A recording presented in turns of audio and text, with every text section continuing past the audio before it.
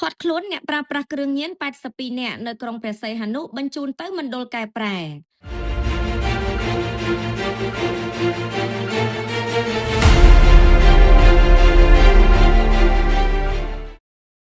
កម្លាំងជំនាញនៃផែនការប្រឆាំងគ្រឿងញៀននៃស្នងការដ្ឋាននគរបាលខេត្តព្រះសីហនុបានបន្តប្រតិបត្តិការល្បាតនិងត្រួតពិនិត្យតំបន់ស្មុគស្មាញដោយឃាត់ខ្លួនមនុស្សសរុបចំនួន82នាក់ពាក់ព័ន្ធនឹងករណីប្រើប្រាស់គ្រឿងញៀនប្រតិបត្តិការនេះធ្វើឡើងនៅចំណុចក្រុមទី11ភូមិ3សង្កាត់លេខ3ក្រុងព្រះសីហនុខេត្តព្រះសីហនុ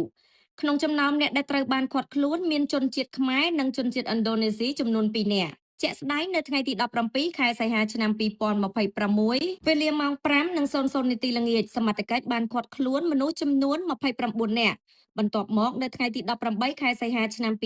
2026វេលាម៉ោង7:00នាទីយប់សមត្ថកិច្ចបានបន្តឃាត់ខ្លួនមនុស្សចំនួន53នាក់បន្ថែមទៀត